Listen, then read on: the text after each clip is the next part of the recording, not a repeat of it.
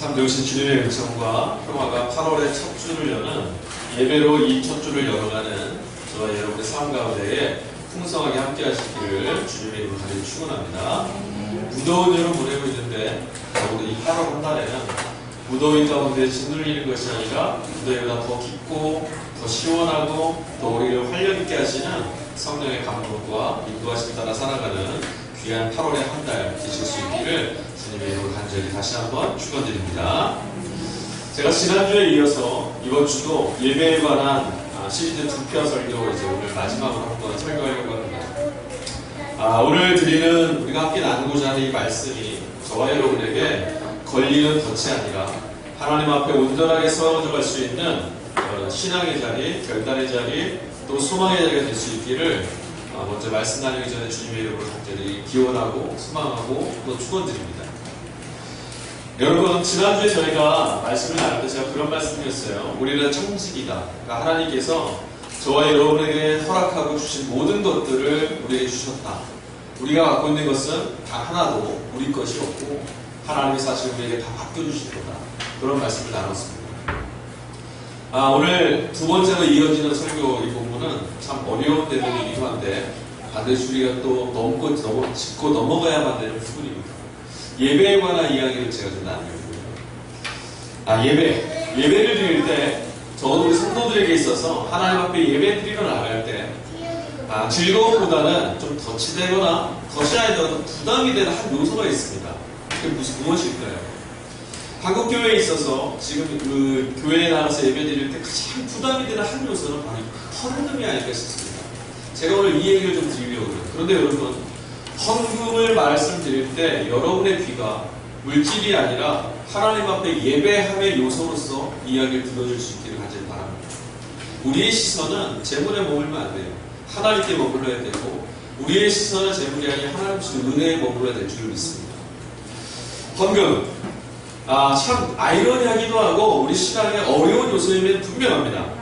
헌금에 대해서 이야기하다 보면 어떤 분들은 많이 하면 할수록 좋다. 많이 하면 할수록 좋다. 그래서 복 받으면 더 좋다. 이렇게 말씀하시는 분들이 있고, 또 반대로 헌금을 많이 하지 못하면 많이 하지 못하는 대로 물려있거나 부끄러워하거나 이런 분들도 보입니다. 그러나 바른 헌금은 또 바른 예배는 이 두 가지 다 옳지 않은 신앙생활이라고 말합니다. 여러분, 헌금에 대한 이야기를 하기 이전에 이것이 예배의 한 요소임을 제가 먼저 말씀드리지 않을 수가 없습니다. 진정한 예배자의 자격이 무엇인가에 대해서 우리가 이야기 좀 나눠봐야 돼요. 여러분 생각할 때 예배 드리는 자의 자격이 있다고 생각하십니까? 네. 저를 보세요. 진정한 예배자의 자격이 있을까요?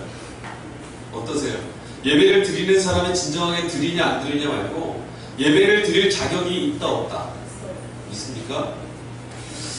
구약에서는요 아무도 함부로 예배 드릴 수가 없었습니다. 아무나 드릴 수 있는 게 아니었어요. 적어도 할례를 받은 이스라엘 백성만 예배자에 나갈 수 있었고, 또 할례를 받은 이스라엘 백성이라서 무조건 다 예배자에 나갈 수 있는 건 아니었습니다. 하나님 앞에 예배드리기 위해서는 언약 백성인 이스라엘 백성이 되어야 됐고, 그 언약 백성이라는 징표를 몸에 지니고 있지 않은 채 하나님 앞에 나가면 죽을 수 있다 혹은 돌에 맞아 죽는다라는 경고문이 성전 앞에 붙어 있었다고 합니다. 또 그뿐인가요?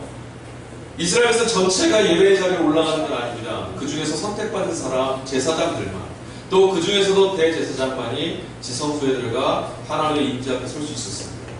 구약은 그랬어요. 신약에서도 주님 오시기 이전까지, 그러니까 예수님이 오시기 이전까지는 신약에서도 그런 전통이 계속 이어졌습니다. 그리고 예수님이 오신 이후에도 초대교회가 세워진 이후에 여전히 이런 전통이 좀 남아있었습니다. 초대교회의 예배의 자리에는요 아무나 들어올 수 없었습니다. 초대교회에서도요 세례받은 사람만이 예배의 자리에 들어올 수 있었습니다. 성찬에 참여하지 못하는 이들도 많았고 아무나 예배의 자리, 성찬의 자리에 함께할 수 없었던 것이 멀지 않았던 초대교회, 신약시대, 구약하고 멀리 떨어져 있는 그 신약시대에도 여전히 예배의 자리는 쉬운 자리가 아니었다는. 오늘날은 어떤가요, 여러분? 예배드리는 자격이 과연 오늘날에도 있을까요? 아까 제가 질문 처음 드렸을 때 자격이 있다 하시는 분도 있고, 여러분도 어떻게 생각하세요? 예배자에 나갈 자격이 있다 없다? 이렇게 한번 생각해 보십시오. 저 문을 열고 누군가 들어왔는데 제가 일단 신분 확인부터 하고 들어오셔도 됩니다. 안 됩니다. 나가세요. 이럴 수 있을까요? 요 질문이에요. 이럴 자격이 있나요? 없죠. 없습니다. 예수님 오신 이후에 믿음으로 의를 얻고 구원받은 우리에게는 저 문을 열고 들어옴에 있어서 허락받은 제사장이나 누구가 필요 없어요. 우리가 다 제사장이에요. 그렇죠? 그런데 우리가 이런 생각을 좀 가끔 해요. 제가 모두에 헌금 얘기했잖아요. 일전에 작년인가에 한번 그런 얘기가 나와서 교회가 좀 시끄러운 적이 있었어요. 11절 안 하는 성도는 교적이 안 된다. 이런 말 하는 교회가 있어서 좀 시끄러웠었습니다. 예배 드릴 사람의 자격, 헌금도 그렇게 생각하는 거 아닌지 모르겠어요. 헌금을 좀 해야 예배 드리러 나가는 자격이 있는가? 헌금을 좀 안 하면 예배 드리기 민망하니까 못 나가겠다? 둘 다 옳진 않아요. 예배자의 자격으로서 헌금에 대한 이야기를 제가 하기 전에 어떤 본질적인 예배에 관해서 이야기를 좀 나누겠습니다. 오늘 10편 15편 읽었어요. 제가 이 15편을 세번역 성경으로 한번 읽어드릴게요. 우리가 읽은 개역개정판 말고 세번역으로 10편 15편 읽어드리겠습니다. 이게 번역된 거니까요. 주님, 누가 주님의 장막에 살 수 있겠습니까? 누가 주님의 거룩한 산에 머무를 수 있겠습니까? 깨끗한 삶을 사는 사람, 정의를 실천하는 사람, 마음에 진실을 말하는 사람, 혀를 놀려 남의 허물을 들추지 않는 사람, 친구에게 해를 끼치지 않는 사람, 이웃을 모욕하지 않는 사람, 하나님을 업신여기는 자를 경멸하고 주님을 두려워하는 사람을 존경하는 사람입니다. 맹세한 것은 해가 되더라도 깨뜨리지 않고 지키는 사람입니다. 높은 이자를 받으려고 돈을 부어주지 않으며 무죄한 사람을 해칠세라 뇌물을 받지 않는 사람입니다. 이러한 사람은 영원히 흔들리지 않을 것입니다. 이게 세번역 성경의 번역입니다. 저는 이 번역이 참 잘 된 거라고 생각해요. 저희가 읽은 개역개정판 성경은 조금 내용이 우리 현실하고 좀 떨어져 있습니다. 세번역 성경이 번역을 헬라어 번역을 히브리어 번역을 참 잘 옮긴 게 많아요. 근데 오늘 10편 15편도 상당히 잘 번역된 부분입니다. 저는 앞으로 저희 동역계 성도들이 주일 예배에 나올 때 항상 이 10편 15편을 묵상하고 이 자리에 서 있을 기회를 가져서 제가 이 15편을 같이 풀어서 같이 말씀을 나눠볼게요. 본문은요 1절에 이렇게 시작합니다. 하나님 하고 질문을 드려요. 누가 주님의 장막에 거할 수가 있겠습니까? 누가 주님의 장막에 머무를 수 있겠습니까? 이 질문을 합니다. 이 질문 이렇게 번역하면 더 좋을 것 같아요. 주여, 과연 어떤 사람이 주님의 집에 잠시라도 머무를 수 있겠습니까? 누가 감히 하나님의 집 앞에, 아니 누가 감히 하나님의 집에 발을 들여놓을 수 있겠습니까? 왜 이런 질문을 시편 기자가 했냐면 이 본문의 말씀을 히브리어를 조금 더 번역하면 재미나게 해석이 되는데 나그네와 같이 살던 사람들이 장막을 칠 수 있겠습니까? 이 말은 나그네와 같이 살던 사람들이 그곳에 잠시 쉬려고 내려지는 떼약볕을 피하려고 밤에 내리는 그 매서운 바람을 피하려고 가장 푸근하고 안전한 곳 하나님의 집에 잠깐 머무를 수 있겠습니까? 라고 허락을 받는 거예요. 하나님, 우리가 정말 나그네 같은 사람들인데 하나님의 집에 잠깐 좀 쉴 수 없을까요? 하나님의 집에 들어가서 우리의 영혼을 좀 쉬게 할 수 없겠습니까? 내가 들어가도 되겠습니까? 이 질문이에요. 이 1절이요. 진정한 예배가 무엇인지에 대해서 잘 설명하는 것 같아요. 그리고 이 1절이 이 히브리어 본문을 해석해서 나오는 이 원어 자체가 인간의 실존이 어떤 것인지를 정확히 얘기해 주는 것 같아요. 우리 가요 중에 제 나이 이하 세대는 모르겠지만 나그네라고 하는 하수생인가요? 하수생. 인생은 나그네 게 맞나요? 웃으시는 분은 연세가 드신 거고요. 무슨 소리 하는 사람들은 젊으실 테고. 인생은 나그네 길이다. 인생은 나그네다. 성경이 지금 오늘 10편 15편 1절에 말하는 게 사람의 인생은 나그네와 같다라고 말합니다. 이게 뭘까요? 하나님께서 우리의 인생길이 정처 없이 살고 있는데 하나님이 주인 대신에 그곳에 머무를 수 있게 해주신다는 겁니다. 예배에 오늘 찾아왔을 때요, 여러분은 어땠는지 모르겠어요. 일주일 동안 살다가 예배실 문을 열고 자리에 딱 앉으셨을 때, 여러분이 기도하려고 불을 착 감으셨을 때, 여러분 안에서 무슨 음성이 튀쳐나왔어요? 정말 힘들어. 일주일 동안 너무너무 힘들어요. 마음이 착 가라앉지 않으셨습니까? 제가 성신도 때 그래도 남달리 마음에 열정이 있었고 수고했단 말이에요. 일주일을 딱 살아야 된다. 그래서 주일에 문을 열고 예배실에 딱 올라가서 자기에 딱 앉는 순간 음악이 딱 흐르고 있고 기도를 딱 가는 순간 무슨 소리가 났냐면 저도 이랬어요. 우리 남자분들 기억해보세요. 훈련소에서 정말 고생하다가 종교활동한다 교회에 딱 들어가서 아무것도 안 하고 의자에 딱 앉는 순간 무슨 소리가 먼저 나오는 거예요? 정말 힘들어요. 예배라는 게요, 사실 본질이 이겁니다. 정말 힘들게 살다가, 정말 땀 흘리며 살다가, 정말 수고하면서 살다가, 정말 의지할 것 없이 살다가, 정말 방황하면서 살다가 아버지 집에 들어온 거예요. 쉼을 주시는 하나님의 품에 안기는 겁니다. 아무것도 위로하지 못했는데 이 자리에 딱 와서 앉는 순간 아무것도 묻지 않고 나를 끌어안아주는 하나님의 품에 좀 안기는 겁니다. 그게 예배거든요. 나그네. 맞아요.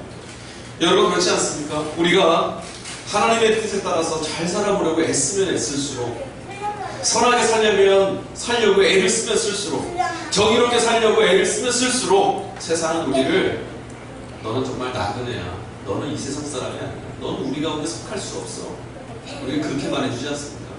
우리가 정의롭게 살려고 선하게 살려고 하나님 뜻대로 살려고 하면 할수록 세상은 우리에게 너는 우리와 달라, 너는 이곳에 머물 수 없어, 너는 이곳에 주인 될 수 없어 라고 말하지 않습니까?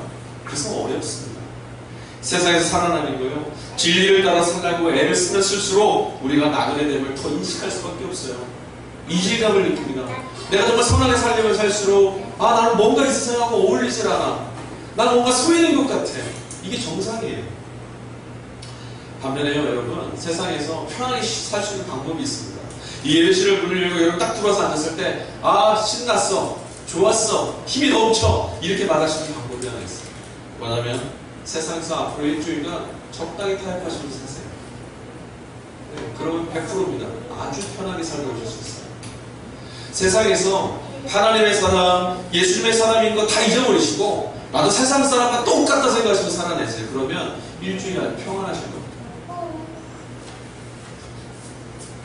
한 주간을 그렇게 살다 보면 내가 나그네라는 인식이 안 들고 나 세상의 주인 되어 살았다는 생각에 아마 여러분 휩싸이실 거예요. 그래서 정말 이곳에 들어와서 눈에 총기가 있고 힘이 넘치고 얼굴이 밝아지실 수도 있을 거예요. 근데 여러분 어떡합니까? 우리 그리스도인입니다.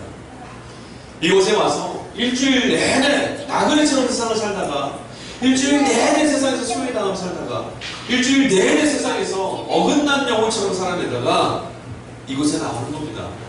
하나님께, 우리 주님께 나오는 거예요. 내 인생의 걸음이 잘못되지 않았구나. 내 인생의 발걸음이 실패한 게 아니었구나. 내 영혼이 지금 많이 눌려있던 게 내가 뭔가 잘못돼서가 아니었구나. 이거 경험하려고 나옵니다. 예배는 하나님 앞에 나와서 안식을 구하는 거예요. 제가 금요일에도 기도할 때 그런 말씀 드렸죠. 목회자로서 설교자로서 가장 답답하고 좌절감이 든 게 뭐냐면, 하나님이 우리의 안식이십니다라는 말씀을 전하고 싶은데 저의 말로, 저의 표현으로 말씀이 그렇게 전달되지 않을 때 설교자는 좌절을 받아요. 근데 여러분 다시 한번 말씀드릴까요? 하나님만이 저와 여러분의 영혼의 안식처이십니다. 하나님만이 저와 여러분의 영혼을 쉴 수 있는 분이세요.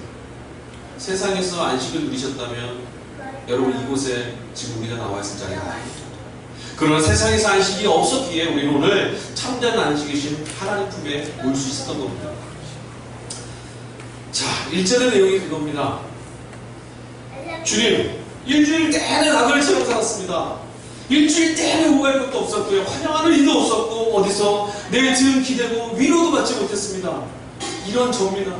고생스러웠습니다. 근데 주님, 아버지 집에 제가 좀 들어가서 잠깐이라도 좀 쉴 수 없을까요? 하나님 당신의 집에 발을 디디고 그곳에서 잠깐 머무를 수는 없겠습니까? 이 질문이 오늘 같이 읽은 시편 15편의 1절의 질문입니다. 그러니까 이 질문은 세상에서 정말 인간이 살아간다는 것이 무엇인지, 하나님 나라에서 살아가는 것이 무엇인지를 신앙에 살다 온 사람이 하나님께 예배하러 나가면서 노래 불렀던 간구이기도 하고 처절한 외침이기도 한 거예요. 그런데 이 시편 15편은요, 구성이 이렇게 되어 있어요. 1절이 누가 하나님 집에 갈 수 있습니까? 누가 하나님의 집에 머물 수 있습니까? 질문하고 2절부터는 마지막 절까지 이런 사람들이 머물 수 있어 라고 답변이 나옵니다. 자격에 대해서 나옵니다. 2절 이 말씀이요 되게 어려워요. 제가 읽어드릴게요. 다시 한번. 깨끗한 삶을 사는 사람, 정의를 실천하는 사람, 마음으로 진실을 말하는 사람, 이런 사람이 하나님 집에 들어와서 위로와 평안을 누릴 수 있다고 말했습니다. 조금 더 풀어드릴까요? 깨끗한 삶을 사는 사람, 원어대로 풀면 뜻이 이렇게 돼요. 흠 없이, 책 잡을 거 하나도 없이 살아낸 사람, 그런 사람이 하나님 집에 들어올 수 있답니다. 두 번째, 하나님이 보실 때 정의를 실천하는 사람, 이 말이 뭐냐면 하나님이 보실 때 옳은 일을 행했던 사람. 내가 봤을 때 옳은 일 아니고요, 우리가 봤을 때 옳은 일이 아니고 하나님이 보셨을 때 늘 옳은 일 행한 사람이 하나님 집에 들어올 자격이 있다. 세 번째가 지금 뭐였어요? 진실을, 마음으로 진실을 말하는 사람. 원어 풀어드릴까요? 이런 뜻이에요. 언행이 올바른 사람, 말과 행실이 일치되는 사람. 여러분 말씀 들리십니까? 이런 사람이 예배자에 나올 수 있대요. 좌절되지 않으세요? 흠없이, 책 잡을 거 하나도 없이 살아낸 사람, 하나님이 보실 때 옳은 일에 한 사람, 말과 행동이 늘 일치하는 올바른 사람. 시편 기자가 노래했습니다. 하나님, 내 영혼 너무나 힘이 듭니다. 하나님 집에서 머물 수 없을까요? 나도 들어갈 수 있을까요? 어떤 사람이 하나님 집에 들어가서 쉴 수 있습니까? 했더니 딱 시편에 답이 나왔어요. 흠없이, 책 잡을 데 없이 살아내느냐? 너 하나님 보실 때 옳게 살았냐? 너 말과 행실이 늘 올바랐느냐? 주눅이 턱 드네요. 한 주간 이렇게 못 살아요. 이 본문을 읽어나갈 때 마음이 무겁지 않더라면 이 본문을 제대로 못 읽으십니다. 이 본문을 읽을 때 갑자기 숨이 막혀야 돼요. 그럼 나는 예배드리러 못 나가는 거예요. 나는 하나님의 위로를 받을 수 없다는 거예요. 나는 하나님의 주의 평강도 누릴 수 없어요. 나는 세상에서 나그네처럼 살았는데 하나님께로부터도 위로를 받을 수 없는 사람이에요. 얼마나 좌절입니까? 얼마나 실망됩니까? 여러분, 우리가 예배 자리에, 이 예배 자리에 나와서 어찌어찌해서 앉아있더라도 은혜를 경험한다는 건 별개입니다. 근데 지금 2절 말씀은 이러한 사람들이 하나님 앞에 나올 수 있고 이러한 사람들이 하나님의 은혜를 누릴 수 있다. 이러면 우리는 예배 드려봐야 아무것도 드릴 게 없어요. 일주일 동안 책 잡을 때가 외롭습니까? 책 잡지 못할 것 찾는 게 더 어려워요. 그렇죠? 하나님 보실 때 오는 거요? 하나님 생각 안 하는 사람인데요. 내 소견에 오른 대로 살았잖아요. 내가 주인 돼서 내 판단으로 살았잖아요. 언행이 일치됐다고요? 내가 말하는 것이 얼마나 봐야 하나님 앞에서 일치되어 살았어요? 안 된단 말이에요. 그래서 좌절로 시인이 이제 그러면 나는 틀렸구나, 나는 그냥 돌아서야겠네요 해야 되는데 바로 3절부터 말씀이 또 시작됩니다. 다시 이제 성경 보실 때 이 말씀 기억하셔야 돼요. 1절은 질문이고요, 2절은 대명제예요. 이런 사람만이 여호와의 집에 거할 수 있다, 이 말인데 3절부터는 이 말씀을 다시 풀어주십니다. 근데 이 말씀이요 참 이해가 돼요. 3절부터 나오는 말씀이 세 가지가 나와요. 일단 관계에 대한 게 있고요, 그 다음에 마음의 중심에 대한 것, 그 다음에 탐욕에 관한 것, 이렇게 해서 5절까지 나오는데 결론부터 말씀드릴까요? 3절부터 나오는 것들은요 수준이 확 떨어집니다. 수준이 떨어져요. 하나님의 집에 나올 수 있는 기준이, 요구되는 기준의 수준이 확 떨어집니다. 지금 2절은 뭐였어요? 책 잡고 하나도 없어야 돼요. 하나님 보실 때 옳은 일만 해야 돼요. 말과 행실이 늘 올바라야 돼요. 이거 다 못 지켜요. 그런데 3절부터는 수준이 좀 떨어집니다. 3절의 수준이 이거예요. 혀를 늘려서 남의 허물을 들추지 않는 사람, 친구에게 해를 끼치지 않는 사람, 이웃을 모욕하지 않는 사람. 3절은요, 관계에 대한 이야기거든요. 이럴 겁니다. 누군가의 관계를 맺어갈 때 그 안에서 해를 끼치지 않는 사람 되는 사람, 그런 사람이 예배자에 나오십니다. 근데 여러분 이거 기억하셔야 돼요. 구약은요, 일반인들에게 주는 말씀이 아니에요. 구약 성경 읽으실 때 늘 생각하셔야 될 게, 세상의 많은 보편적인 사람들에게 하는 말씀이 아니라 구약의 이스라엘에게 주신 말씀. 이스라엘은 누구냐면 신앙 공동체였어요. 하나님이 왕이시고, 지난주에 말씀드렸죠. 하나님이 왕이시고 그의 지배를 받는 그 나라의 백성들이에요. 구약의 신앙 공동체에게만 해당되는 말씀. 네. 들으셨어요? 신앙 공동체에게. 그러니까 이 말은 뭐냐면, 관계에 있어서 남의 허물을 들추지 않는 사람, 친구에게 해를 끼치지 않는 사람, 이웃을 모욕하지 않는 사람의 조건은 신앙 공동체에 있는 사람들에게 요구하시는 조건이에요. 그러면 신약시대 오늘 우리에게는 뭐죠? 교회. 세상 사람들한테 주는 요구하는 기준이 아니에요. 교회 안에 있는 우리들에게 주는 요구. 저와 여러분들에게 하나님이 요구하시는 조건이라는 거예요. 이 말씀이요, 쉽게 생각하면 이거예요. 남의 허물을 들추지 않는 자, 뭘까요? 뒤에서 땅짓지 않는 거예요. 뒤에서 중상하거나 오략하거나 가식하거나 뒷담화하지 않는 거예요. 이러지 않는 사람. 뒷담화, 그게 뭐죠? 굉장히 나쁜 겁니다. 왜 뒷담화하죠? 그 사람이 앞에서 못할 말을 하죠. 앞에서 얼굴 보면서 못할 말을 하지 말아야죠.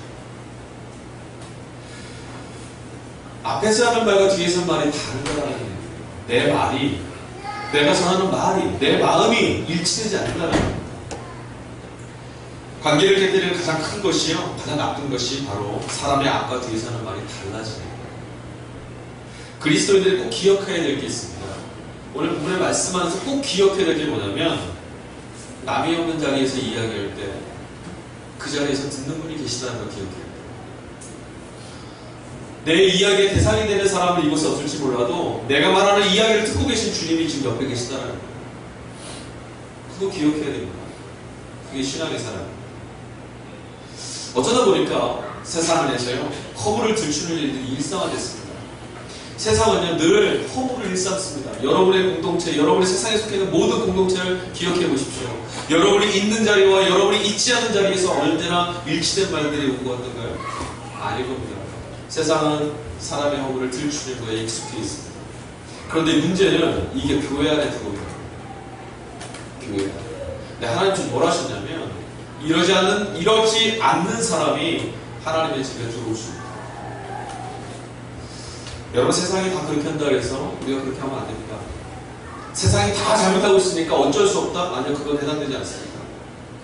하나님은 우리에게 너희는 세상과 같다고 말씀하지 않았어요. 우리에게 너희는 하나님의 백성이라고 말씀했잖아요. 사람들이 남의 허물을 들추어낼 때 우리는 그렇게 하면 안 됩니다. 우리는 어떤 사람이에요? 오늘 또 주일에 여호와의 집에 머물러야 될 사람들이에요. 여호와의 집에 가서 위로받아야 될 사람들이고 하나님의 은총받아야 될 사람들이에요. 그럼 우리가 어떻게 해야 돼요? 남의 허물을 들추어내는 자 되지 않아요. 기억하셔야 돼요. 이거 하나님 옵션으로 주신 말씀 아니에요. 자, 이게요, 예배의 최저지선이에요. 아까 2절 말씀은 예배 드리러 나오시는 사람 최고 높은 기준이었고, 지금 이 3절 말씀은 적어도 이 정도는 하라는 거예요. 적어도.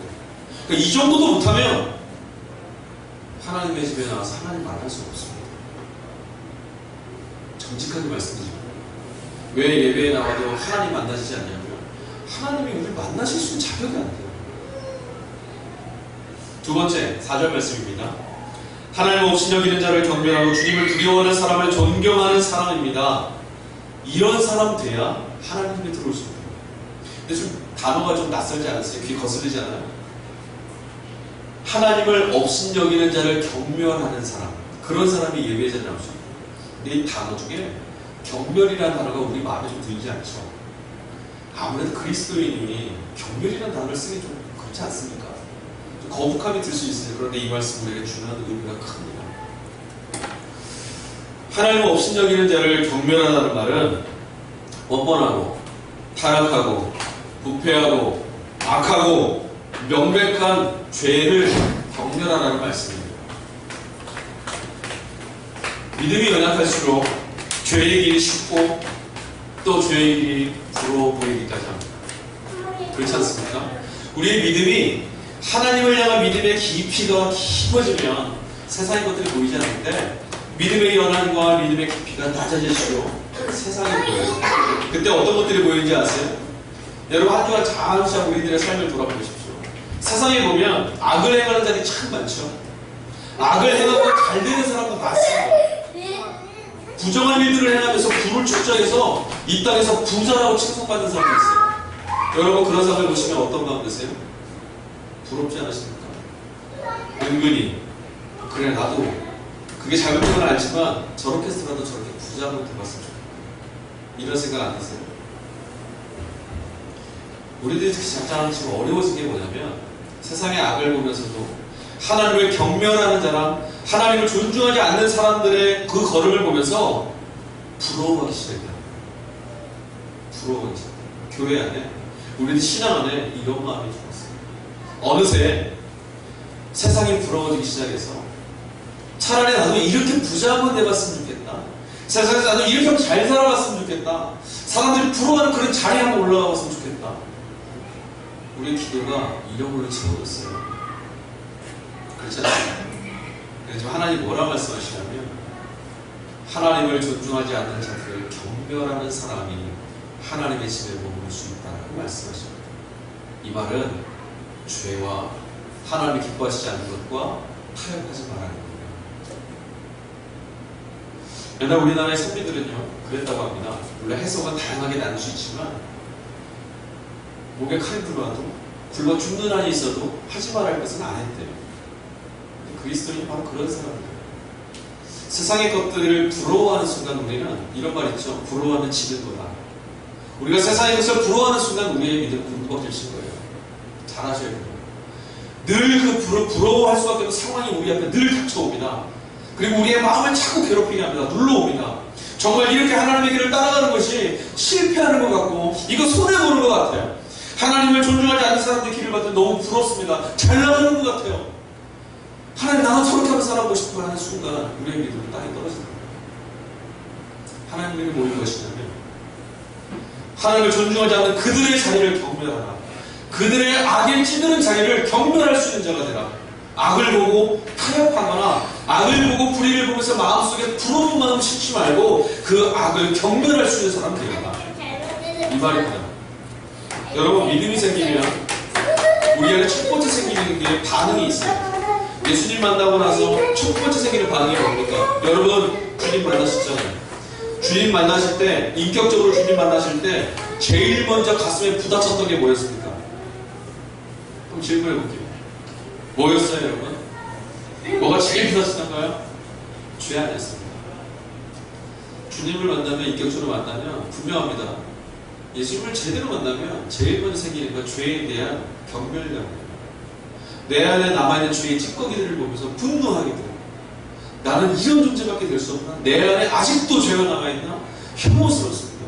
이런 마음이 되게 정상이에요. 마지막 세 번째 단계 말씀드릴게요.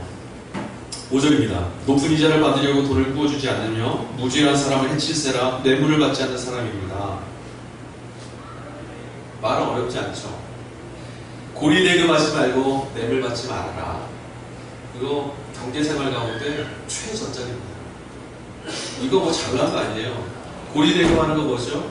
돈으로 다른 사람의 궁핍한 상황을 이용해서 돈 버는 거죠. 버는 거죠.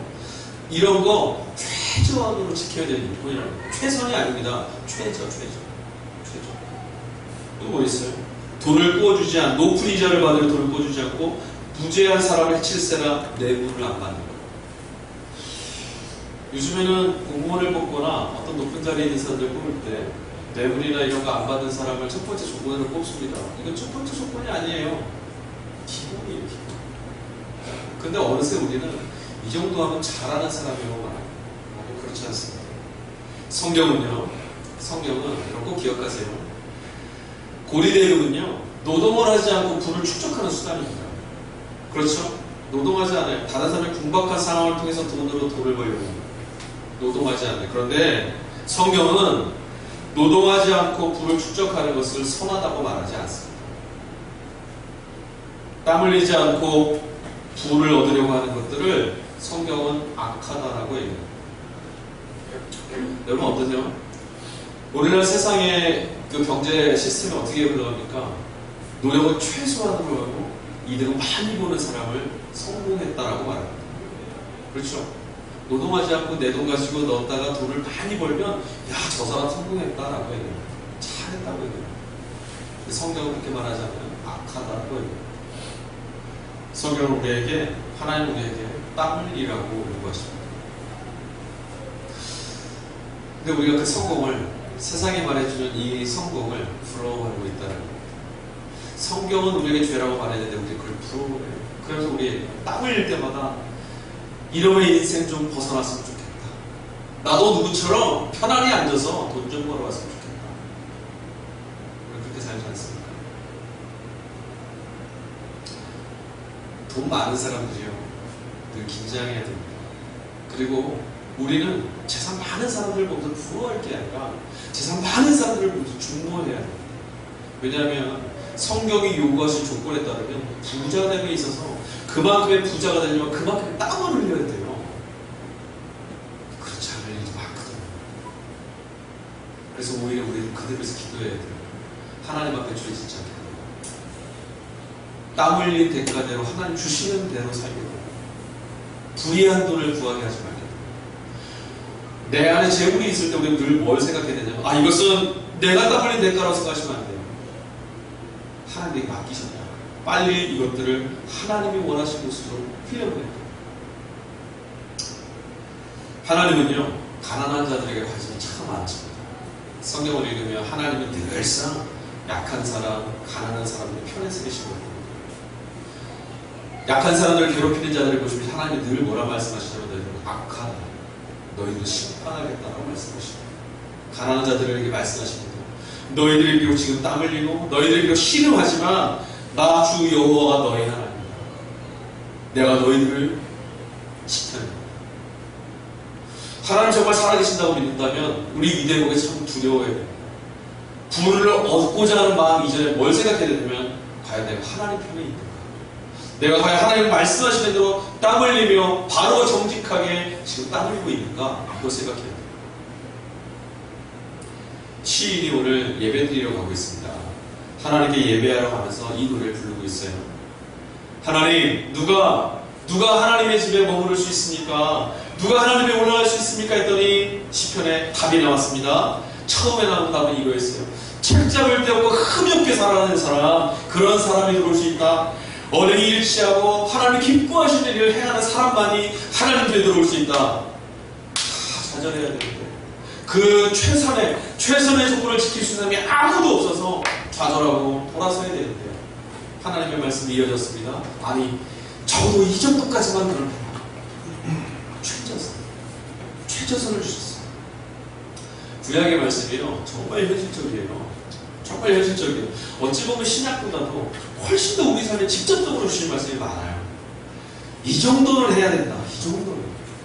이렇게 말씀하신다면. 그런데 여러분, 구약이 지금 이렇게 말씀하고 있는데 음성이 들리셔야죠. 야, 이 정도는 해야 사람다운 거고, 이 정도는 해야 하나님 집에 올라갈 수 있어. 이 정도는 해야 하나님 백성 될 수 있고 이스라엘 될 수 있는 거야. 이 정도는 돼야 이스라엘 지키시는 하나님 백성 될 수 있는 거야. 저는 오늘 예배를 준비하면서 이 설교 되게 두려웠거든요. 오늘 아침에 여기서 잠깐 올 때 그랬어요. 하나님, 이 설교 할 수 있게 해주세요. 말이 안 떨어지면 어떡하지? 여러분, 그런데 우리는 지금 구약의 시대에 살고 있지 않습니다. 우리는 어디 시대에 살죠? 예수님이 오신 이후에 신약 시대에 살고 있습니다. 그저 최저선을 지켜내서 어떻게 하나님 집에 한 발이라도 디디면서 내 영혼의 안식을 좀 얻어볼까? 한 발자국은 들어갈 수 있을까? 이런 구약의 시대가 아니라 그리스도이신 예수께서 이 땅에 오신, 하나님이 우리의 삶에 침입해 들어오신, 우리의 삶에 침투하여 들어오신, 우리 삶에서 함께 계시는 그런 시대에 살고 있어요. 하나님이신 성령이, 예수님이신 성령이 어디 계십니까? 우리 안에 거하시지 않습니까? 너희 안에 성전 삼고 계시다고 하지 않습니까? 그럼 이제 우리에겐 최저선이 아니에요. 예배의 자리로 올라가는 최저선을 보면서 안심하는 자리가 아니라 거룩하신 하나님 앞에 최선의 자리에 가야 됩니다. 이스라엘이요, 최저선을 통과해서 하나님 앞에 올라가서 구약시대에도요 만족하지 않았어요. 최저선을 통과해서 그들이 하나님의 이름에 들어갈 때, 성전에 들어갈 때 그 다음에 한 게 있어요. 뭐죠? 최저선이지만 거룩하신 이스라엘의 하나님 앞에 계시기 때문에 자신의 최선으로 나갈 수가 없었어요. 그래서 뭐 했어요? 희생제 드린 거예요. 자기의 죄를 몽땅 전가시켜서 죄를 깨끗이 해야만, 최선이 돼야만 하나님 나갈 수 있어요. 그래서 희생제를 줬어요. 그래서 구약의 양잡고 소잡고 그 괜히 있는 게 아니에요. 최저선만큼 해라. 그래서 성막에 들어와라. 그런데 최저선은 통과했지만 하나님의 영광에 머물 수는 없었어요. 그런데 우리는 어때요? 이미 우리는 어린 양이신 예수 잡아 죽이고 하나님의 성전된 사람들 아닙니까? 그럼 우리는 최저가 아니에요. 예수님께서 을리에서 죽으셨을 때 그 순간 우리는 최저가 아니라 최선이 되는 거예요. 하나님께 예배하러 나갈 때 하나님, 우리가 주님께 어느 정도까지만 되면 예배할 수 있을까? 이 질문이 아니라 하나님 앞에 우리가 어떻게 최선으로 예배 드릴 수 있을까요? 어떻게 하면 하나님이 받으실 수 있는 예배를 드릴 수 있을까요? 이거 돼야 돼요. 그럼 질문해볼까요? 여러분 마음속에 오늘 예배를 드리러 나오시면서 내가 오늘 예배 가운데 이렇게 참여해야겠다 이거 말고요. 하나님이 받으실 만한 예배를 오늘 내가 드려내야 되는데 이 생각하셨습니까? 하셔야 돼요. 이게 신약시대 교회가 드리는 예배의 정체성입니다. 우리는 구약시대를 보면 되게 까다롭고 되게 어렵게 예배 드린다. 신약은 예수님 때문에 다 해결됐어. 아니요, 정반대예요. 정반대. 구약시대는요 최저만 지키면 됐어요. 하나님은 저기 지성소에 계십니다. 신약은 그게 아니에요. 적어도 여러분, 이 자리에 계신 여러분, 여러분의 입술로 고백해서 예수를 주로 시인하고 하나님의 자녀 되어서 여러분의 성전, 여러분의 심령 가운데 성전석가를 계시다면 우리는 최저성으로 만족하면 안 돼요. 하나님은 우리의 최저에 머무시는 분이 아니에요. 우리가 드릴 수 있는 최선의 것으로 하나님께 예배를 드려서 우리가 예배 가운데 겨우 참석하는 게 아니라 하나님이 받으시는 예배를 드려낼 수 있어야 된다는 거예요. 그게 신약의 예배입니다. 여러분, 어떤 사람도요 아무리 고매한 인격을 갖고 있어도 하나님 앞에서는 그의 인격을 고매하다고 말할 수 없습니다. 아무리 거룩하게 살아고 사람들이 칭찬하는 인생을 사는 사람도 하나님 앞에서는 아무것도 자랑할 수가 없는 줄로 믿습니다. 우리가 아무리 능력 있다고 말하는 자일지라도 능력자이신 전능하신 하나님 앞에서 자신의 능력을 뽐낼 수 있는 사람이 누가 있겠습니까? 근데 우리는 그 하나님 앞에 있어요. 우리는 그 하나님을 모시고 살고 있어요. 근데 우리가 아무것도 두려워하지 않아요. 그런 말씀들 많이 들었죠? 예배에 성공하는 사람이 인생에 성공합니다. 예배가 인생의 성공입니다. 그리고 우리는 이미 성공 전략으로만 구호를 외치는 거예요. 그 말씀에 성립하려면 전제가 있어요. 하나님이 지금 나와 함께 하십니다. 하나님은 살아계시다. 이게 전제가 됩니다. 그런데는 우리가 이렇게 예배드릴 수 있겠습니까? 성공하기 위해서 예배를 드리는 게 아니라 하나님이 계시니까 예배 드리는 거예요. 그러다 보니까 성공하는 거죠. 순서가 바뀌고요. 그렇죠? 내가 부유함을 얻기 위해서 문제를 해결하기 위해서 예배 드린다? 예배 잘 되는 해결 천만의 말씀입니다. 하나님이 여기 계실 때 예배 드립니다. 전능자이시다는 거죠. 그때 하나님 우리의 인생을 나아가게 해주시는 거죠. 예배 시간에 되면요 찬양 사역자들이 제일 속상한 게 뭔지 아세요? 예배 전에 우리 여는 찬양을 드리고 있으면 성도들이 안 와요. 어느 교회든 똑같아. 어느 교회든 성도가 10명이 됐든 1000명이 됐든 10,000명이 됐든 똑같습니다. 제가 한 번도 못 봤어요. 여는 찬양을 드리고 있는데 예배 자석이 꽉 찬 적이 한 번도 못 봤어요. 이거는요 평신도들뿐만 아니에요. 제가 월요일마다 지금 방학이지만 목회자들이 함께 보면 세미나에 찬양인도를 하잖아요. 그럼 찬양인도를 시작하잖아요. 거기 다 목사님이에요. 목사님 사모님들 아무도 안 들어와요. 그래서 마이크 대고 빈자석 보고 할렐루야 하고 인사하고 시작해요. 뭐라고 생각하는 거죠? 준비하는 시간이다. 아직 예배는 시작 안 됐다. 근데 여러분 잘 생각하셔야 돼요. 정말 그렇습니다. 우리 예배 모습 때 잃어버린 대목이 하나 있어요. 뭐냐면 예배가 주야기 올리고 입장을 하고 촛대를 불을 켜고 말씀을 시작하기 전에 찬양을 시작하기 전에 저희 음악을 틀어놓는 이유가 있어요. 뭐죠? 예배에 기도하는 뭐 기도합니까? 오늘 시편 15편의 말씀을 성찬해 보는 하나님 일주일 동안 정말 힘들게 살았습니다. 정말 나그네처럼 살았습니다. 나 예수님 때문에 하늘나라 백성된 건 맞는데 그러다 보니까 이 땅에서 정말 나그네 같습니다. 너무 힘이 듭니다. 그래서 주님 집에 왔습니다. 그런데 내가 지금 이 자리에 앉을 만한 겁니다. 과연 주님의 은혜를 구하겠다라고 말하는데 입술이 부정하지 않습니까? 하나님의 은혜가 나의 죄악 때문에 내 앞에서 흩어질 일이 아니라 내게 들어오실 만큼 합당하게 앉아있습니까?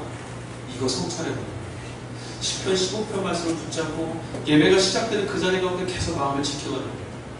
그리고 고백하는 거예요. 주여, 나는 자격이 없지만 그리스도의 보혈을 의지해서 그의 공로를 위해서 하나님께 나가니 주의 집에 머물게 해주십시오. 주의 집이 아니시면 내 영혼이 어디서 안식을 얻겠습니까? 그게 바로 기도의 자리입니다. 여러분, 우리가 이렇게 복음을 이야기합니다. 하나님이 다 용서해 주셨어요. 맞죠? 근데 또 이렇게 얘기합니다. 내가 뭐 해도 다 용납해 주실 거예요. 천만의 말씀입니다. 하나님 예수 그리스도를 통해서 우리의 죄악을 다 용서하시지만 우리가 하나님 앞에 행하는 모든 걸 용납하시지 않습니다. 이 말씀을 기억하십시오. 하나님은 인간의 모든 죄악을 다 용서하십니다. 그가 용서하지 못하실 죄악은 없습니다. 그러나 우리가 그 하나님을 나를 다 용납해 주신다고 생각하면 나가는 건 용납되지 않습니다. 우리가 신앙의 최저선 정도는 반드시 넘어서야 합니다. 그렇지 않고 하나님이 날 용서해 주시는 분이야. 하나님 내가 이렇게 해도 다 받아주셔. 이거 하나님의 은혜와 하나님께서 우리에게 주시는 그 자비로우심을 모욕하는 겁니다. 여러분, 그러므로 하나님 앞에 나오실 때마다 하나님 앞에서 내 자신이 어떤 사람인지 성찰해 보실 수 있기를 간절히 강변합니다. 자신을 돌아보실 수 있어야 돼요. 하나님의 자리, 예배 자리에 와서 내가 이 자리를 인내를 지켜야겠다? 아니요, 인내하시지 않아도 돼요. 인내하시지 않아도 돼요. 하나님도 인내하고 계세요. 이 자리에 나와서 뭐 하셔야 되냐면 하나님의 은혜를 경험하고 싶습니다. 하나님 주신 위로를 받아야 내가 한 주간의 인생의 삶을 살 수 있습니다.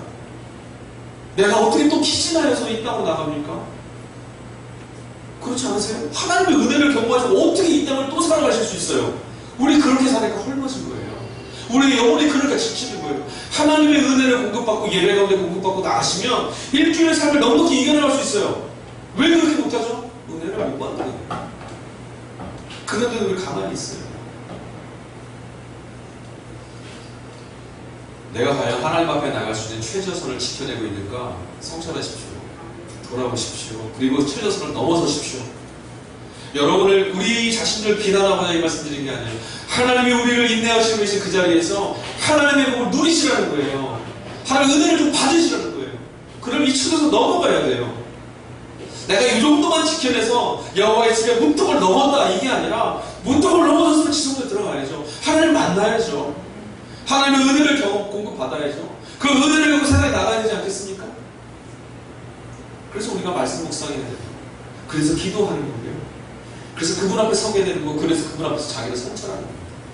나를 돌아보게 되는 거예요. 돌아보지 않으면 내 자리를 벗어날 수가 없어요. 돌아보는 자는 내 자리를 고칠 수 있어요.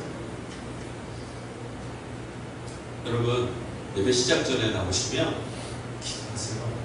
그리고 하나님과 화해하셔야 돼요. 하나님과 화해. 제가 용서의 기도 하면서 늘 축복의 기도 다음에 용서, 화해의 말씀을 나누잖아요. 여러분 그냥 저 혼자 입에 성경 말씀 여러분들 소개하는 그 대목이 아니에요. 하나님 늘 우리가 화해하기를 원하세요. 한 주간의 살아낸 삶의 자리에서 내게로 돌아온 자기 자신과 화해하기를 원하시는 하나님이에요. 그러니까 여러분 우리가 화해해야 돼요. 우리가 먼저 주 앞에 화해해야 돼요. 그럼 먼저 우리의 삶을 돌아보고 하나님 내가 이곳에 들어올 수는 없지만 그럴 자격은 없지만 맞습니다. 하나님 날 좀 잡아주십시오. 화해해야 돼요. 그리하면 하나님 우리를 붙들어 주실 줄로 믿습니다. 그리하면 하나님 우리에게 은혜 베푸실 줄로 믿습니다. 최저선을 넘어서서 그럼 어디까지 가야 될까요? 최선? 맞습니다. 디모데후서 3장 17절 한번 찾아볼까요? 신약성경 디모데후서 3장 17절 한번 찾아보겠습니다. 디모데후서 3장 17절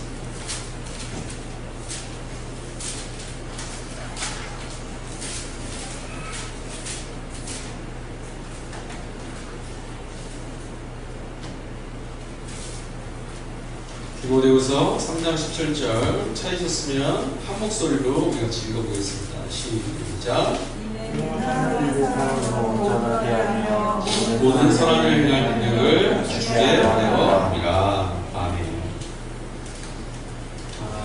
예수를 믿고 우리를 이 땅 가운데 살게 하신, 우리를 교회 되게 하신 하나님의 목표는 뭐냐면 우리가 선한 일을 하라고 부르신 거예요.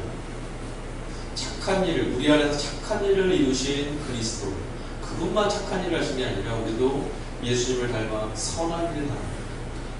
하나님의 선한 일, 하나님의 선한 일을 하고 우리를 부르신 걸 믿으셔야 합니다.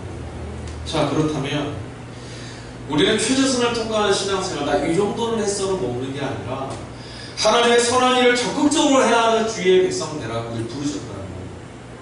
우리 예배 자리는 늘 하나님과 동행하는 최선의 자리가 되어야 되는 게 당연한 겁니다. 하나님의 말씀 가운데 우리가 겹쳐져야 되고, 하나님의 마음과 우리의 마음이 겹쳐져야 되고, 말씀이 주는 용기와 말씀이 주는 소망으로 우리가 겹쳐져야만 하나님이 요구하시는 선한 일을 할 수 있습니다. 왜 그리스도인들이 매 주일 요 정도까지는 내가 했다라고 머물고 돌아갑니까? 왜 우리 레디컬하지 않죠? 하나님이 우리에게 요구하신 게 있는데 요구하신 건 하나도 기억하지 않아요. 하나님 우리에게 바라시는 건 기억하지 않고 하나님 걸 뭘 좀 내가 받아 먹을까만 생각하면 안 된다는 거죠. 하나님이 우리에게 요구하시는 게 있습니다. 그 일을 하기 위해서 우리에게 은사도 주시고, 그 일을 하기 위해서 능력도 주시고, 그 일을 하기 위해서 건강도 주시고, 그 일을 하기 위해서 재력도 주시는 거예요. 그러니 순서가 밖에 없는데 하나님은 어떻게 주실 수 있겠습니까? 제가 인생의 성공의 비결을 말씀드린 거예요. 지금 선한 일을 하려고, 하나님의 선한 일을 하려고 방향을 바꾸세요. 그러려면 최선의 자리에 가야 돼요.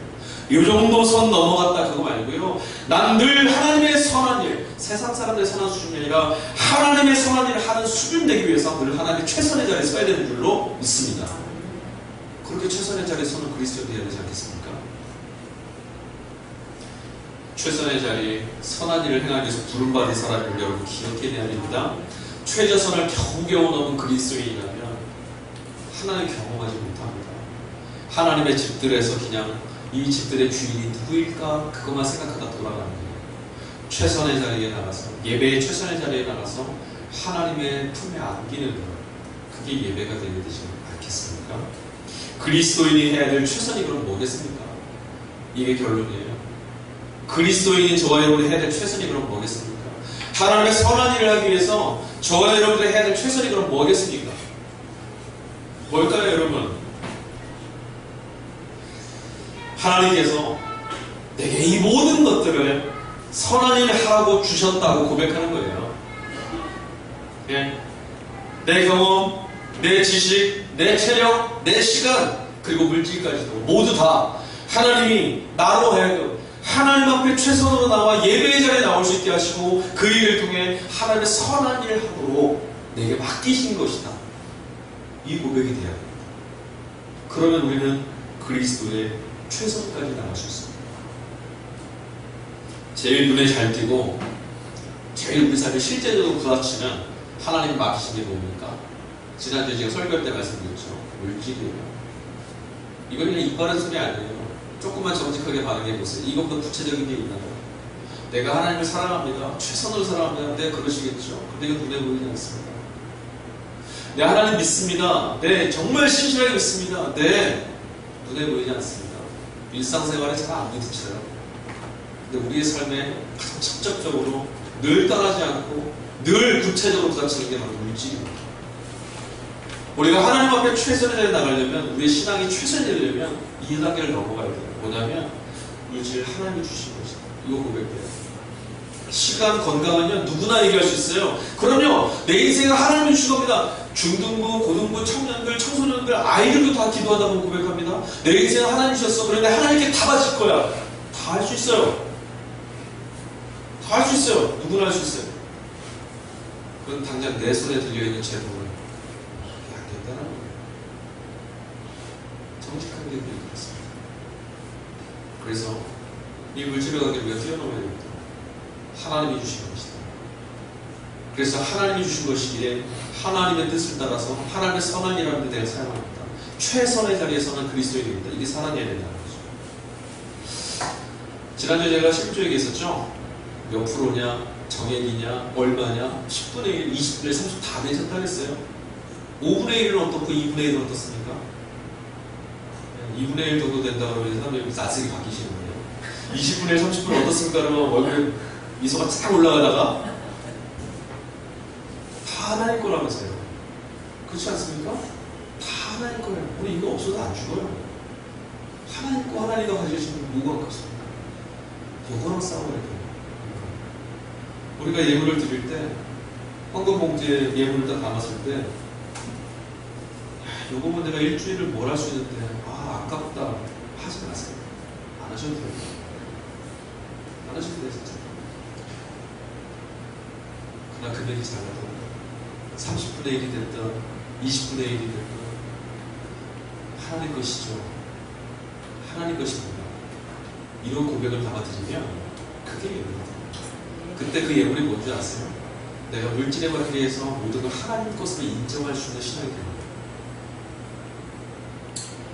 내게 맡기신 것이라고 생각하고 그것이 얼마가 되었든 하나님의 공동체를 위하여서 사용할 수 있고 약하고 가난한 이들을 위해서 교회의 이름으로 주님의 이름으로 사용될 수 있도록 내가 함께 동참할 수 있는 것, 이게 바로 그리스도가 요구하신 선한 일에 동참이라고 합니다. 이게 바로 하나님이 우리에게 요구하신 인생을 선하게 사용하는 거예요. 이렇게 사용하는 거예요. 저희 교회 얼마 전부터 교회 등록하지 않으신 분인데 11조를 보내오시는 분이 생겼어요. 놀라지 않으시나요? 황금도 보내오신 분도 있고요. 또 우리 교회 성도님들 중에 정말 말씀을 일일이 못 드리기, 제가 생각할 때마다 마음이 막 저며요. 좀 겁나게 덥죠? 이 더위를 뚫고 한 푼 모아서 일하시는 분들이 있어요. 그거를 하나님 앞에 드려요. 저는 못할 것 같아요. 드리는 뭐죠? 하나님 거라고 생각하니까 드리시는 거예요. 그게 믿음이에요. 그게 그리스도예요. 그냥 황금 봉투에다 한번 넣었으니까 난 최저선을 통과했다? 아니요. 하나님 거로 드리세요. 내 거를 하나님께 드린다가 아니라 하나님 살게 해주신 것을 하나님께 올려드려서 신앙의 고백을 드립니다. 이거예요. 세상에 많은 사람들이요, 자신의 재물을 선한 곳에 쓰기를 원하는 사람이 많이 있습니다. 정말 선한 곳에다 선한 일을 하려고 하는 사람이 많이 있어요. 그런데 여러분, 하나님의 교회, 주님의 교회를 통해서 세상 사람들이 바라보고 있는 하나님이 누구이신지를 가르쳐주는 거예요. 하나님이 누구이신지를 우리가 소개해 주는 겁니다. 세상의 경제관념에 따라 살지 아니하고 하나님을 주인 삼아 살아가는 우리의 삶을 보여주는 겁니다. 이런 공동체가 어떤 공동체인지 우리가 살아내므로 보여주는 거예요. 그런 하나님을 예배하기 위해서 우리가 참여합니다.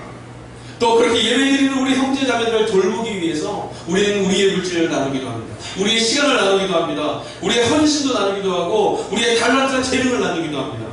공동체, 우리 서로의 공동체 안에서 서로를 돕기도 하고요. 또 그것을 넘어서서 우리의 공동체 밖에 나가서 세상을 향해서 도울 수 있어야 됩니다. 이게 하나님의 선한 일을 행하는 그리스도의 착한 일에 동참하는 그리스도인들입니다. 그런데 여러분, 바로 이 일을 하기 위해서 여러분의 돈이 필요합니다. 제가 노골적으로 너무 말씀드렸나요? 여러분의 돈이 그래서 필요해요. 교회에서 돈 말하면 부정하다고요? 아니요. 그 돈을 바라보는 마음이 부정하죠. 돈을 우습게 생각하지 마십시오. 저는 돈을 우습게 생각 안 합니다. 돈 없으면 죽습니다. 그래서 하나님 우리에게 돈 주시죠. 근데 여러분, 돈이 필요합니다. 하나님의 선한 일들에 최선으로 동참하기 위해서 하나님의 교회가 세상 가운데 하나님의 교회의 됨을 드러내기 위해서 돈이 필요해요. 그런데 아무 돈이나 필요한 건 아닙니다. 영성이 담긴 돈이 필요해요. 영성이 담긴 돈. 믿음이 담겨있는 돈이 필요한 거예요. 믿음이 담긴 돈. 믿음이 담긴 그 돈 하나로 오병이어처럼 하나님 역사하시는 것을 우리가 보고 그것들을 다루는 거예요. 그래서 세상 사람들이 저 공동체는 다르구나, 하나님의 공동체는 세상의 공동체가 다르구나 보게 되는 거죠. 요즘에 저도 약간 진보적인 성향이 있지만 그냥 교회 뒷다 욕하고 까는 사람들 보면 그런 말이에요. 교회가 돈 얘기한다고요. 그죠? 뭐 얘기해요? 돈이 신인데. 돈이 신 아닙니까? 오늘날 시대에요. 가장 분명하고 확실한 신, 강력한 신은 돈입니다. 부정하지 마세요. 돈이에요. 불교요? 아니요. IS? 아니요. 무당이요? 아무것도 아니에요. 그건. 우리의 매일매일을 지배하는 가장 강력한 신은 돈이에요. 그래서 교회에서 말하지 말라는 거예요.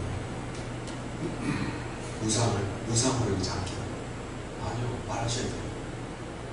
여러분의 믿음과 여러분의 영성을 담아서 사용하세요. 그러시면 돼요. 그러시면. 지배당하지만 마세요. 최선으로 하세요. 재물이 어떤 방식으로 재물을 많이만 모아라. 그래서 너 잘 써라. 네 마음대로 사용해라. 이게 자본주의 경제관입니다. 이게 자본주의 경제관이에요. 이게 자본주의 경제관의 세상의 성공이에요. 그리고 여러분, 교회는 그렇게 말하지 않지 않습니까? 오늘 여러분들이 드리는 예물이 뭐예요? 여러분의 한 주간 땀 흘림, 하나님이 주신 삶의 자리에서 정직하게 땀 흘린 대가 아니에요? 네, 그게 땀 흘리는 거예요. 땀 흘린 대로 땀 흘려서 얻은 것을 하나님의 뜻을 위해서, 나 잘 먹고 잘 사는 게 아니라 내 뜻이 아니라 하나님의 뜻을 위해서, 착하고 선한 일을 위해서 사용할 수 있다. 이게 세상의 경제관과 다른 교회, 신앙의 경제관이에요. 여기에 동참하는 겁니다. 자본주의 삶에서 이런 경제관으로 사는 것은요, 혁명적인 거예요. 사실은. 이게 혁명이에요. 그렇지 않습니까? 세상을 거슬려 사는 거예요. 네, 나는 그 세상과 거슬려서 사는 그리스도인이 되겠다. 그게 나는 어디 이 옷으로 성경하겠다? 아니요. 삶의 자리부터 거슬러 보세요. 삶의 자리에서부터 신앙으로 거슬러 가시라고요. 그리스도인들은요, 성경 곳곳에 신약 성경에 교회라는 단어가 사용된 곳곳마다 무슨 일들이 있었냐면 사람들을 소란스럽게 요단하게 만들고 사람들을 거슬러 버렸어요. 너희들 사는 방식은 잘못된 거야. 너희들 사는 건 성공하는 것 같지만 그건 패망이야. 하나님은 너희들 다리를 저주하고 계셔. 하나님은 그 자리를 저주하셔. 그건 성공이 아니야. 그거 하는 사람들이 누구냐면 그리스도예요. 그리스도인이 사는 공동체를 보시면 하나님 뭐라 하시면 너희들이 있는 그곳이야말로 너희들이 헐벗고 굶주리고 있을지라도 너희들이 있는 자리야말로 그리스도의 세계, 너희들이 있는 자리가 하나님 나라 천국이라고 말씀하시는 거예요. 그런 이곳이 천국인 줄로 믿습니다.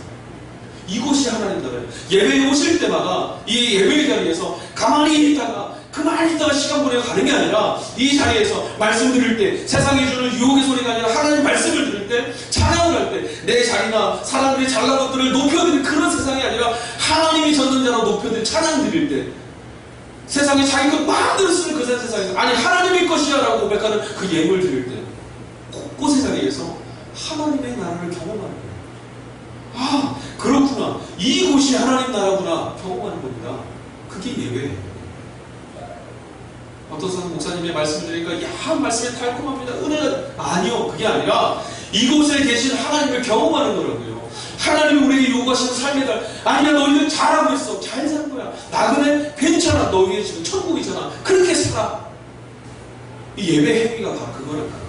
저희가 드린 예배 행위 그 의미를 기억하시고 예배 드리는 거예요. 그런데 왜 은혜가 안 될까요? 그렇게 안 하니까.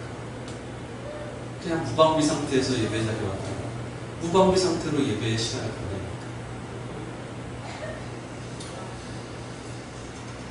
여러분 이제 말씀을 마쳐야겠네요. 이제야. 그래서 굉장히 빨리 끝냈어요. 이제 아세요? 오늘은 6장이에요. 네, 벌써 끝났어요. 2장 갖고 40분 하는 사람이에요. 여러분 우리가 살아가는 인생이요 광야인 것을 잊지 마세요. 내가 살아가는 인생이 조금 넉넉해졌다고 천국 산다고 생각하지 마세요. 천국 아니에요.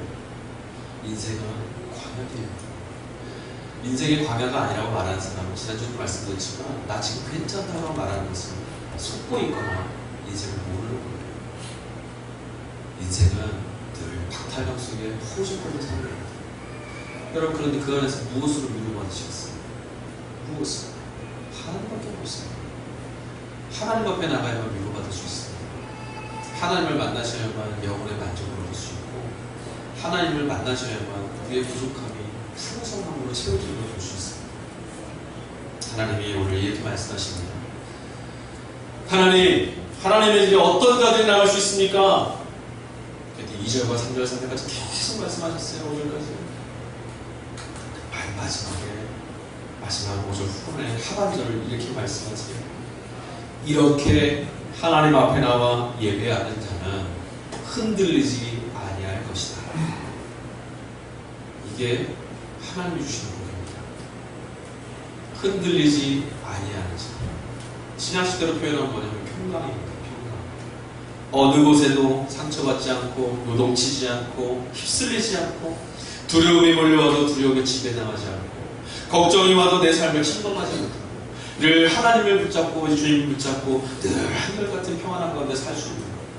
늘 그 시냇가에 심기어 나무처럼 아무것도 걱정하지 않고 살 수 있는 것. 이게 누구냐고요? 이렇게 하나님 앞에 나와 예배하는 자에게 주시는 복이라는 거예요. 예배가 복입니다.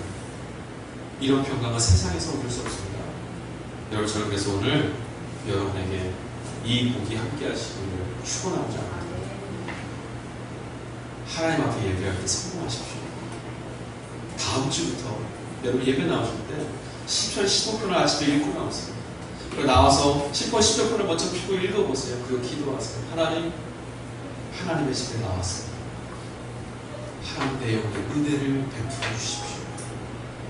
나를 그리스도의 피로 덮으셔서 나의 허물들을 보지 마시고 책잡을 것 너무 많지만 하나님의 뜻대로 하나도 안 살았지만 말과 행실이 올바르지 않았지만 덮으셔서 그런데 새로운 소망 가운데 은혜 받고 돌아가게 하시옵소서. 그렇게 주님 앞에 나가시면 흔들리지 않는 몸으로 하나님 저와 여러분을 만나 주실 줄로 믿습니다.